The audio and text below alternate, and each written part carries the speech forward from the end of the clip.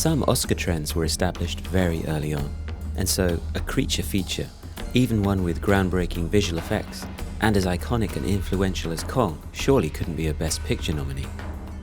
But this is one Hollywood beauty pageant that couldn't kill the beast. Heil Hitler! Heil Hitler! Heil myself. Ernst Lubitsch's wartime farce, with a vainglorious Polish theatre troupe outwitting the Nazis, baffled, even offended its contemporary audiences. Sweetheart, the dress stinks.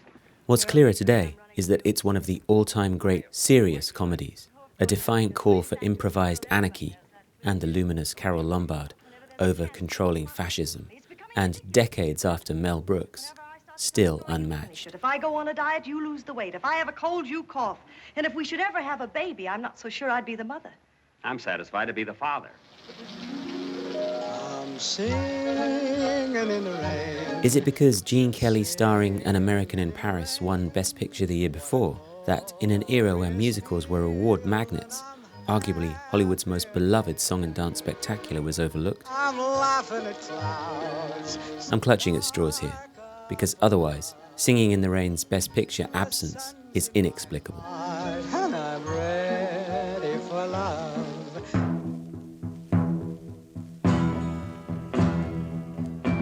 John Ford's 4 directing Oscars reflects his esteemed status, which makes it even stranger that perhaps his, even the genre's greatest Western, with John Wayne's best, most conflicted performance, isn't among his Academy honorees.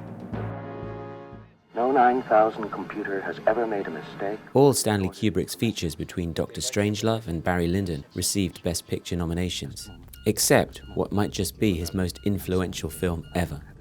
2001 changed the perception of sci-fi cinema, and while Kubrick was nominated as director and won for visual effects, the film's overall status should have been reflected too.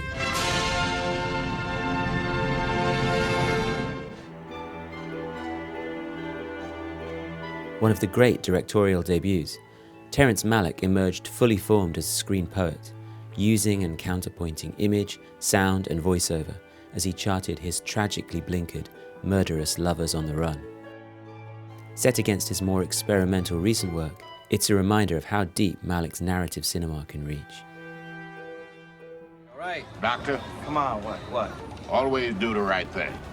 As fierce, poignant and relevant today as when it blazed onto screens almost 30 years ago, Spike Lee's provocative take on urban racial disharmony gave 1990 Academy voters the perfect chance to reflect politicized innovation and energized diversity. They blew it.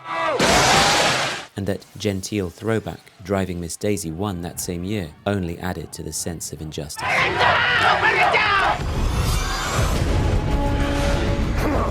The superhero movie as crime epic, Christopher Nolan's ambitious and morally complex Batman still stands as one of the great blockbusters, elevated by the late Heath Ledger's definitive Joker.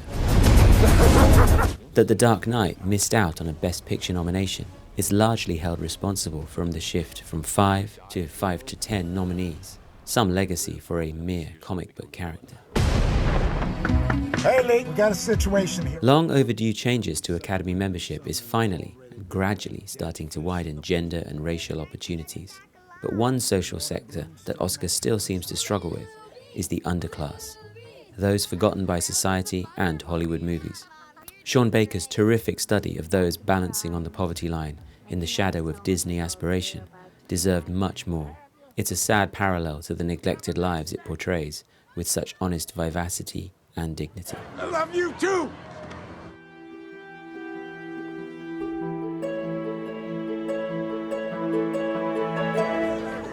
Then why'd you move back to Massachusetts? I was born in Brooklyn.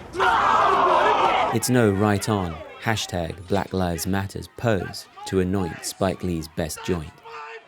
Do the Right Thing has proven to be a modern American classic, exactly the type of cinematic art the Academy should celebrate and use to fight the oppressive power structures that be.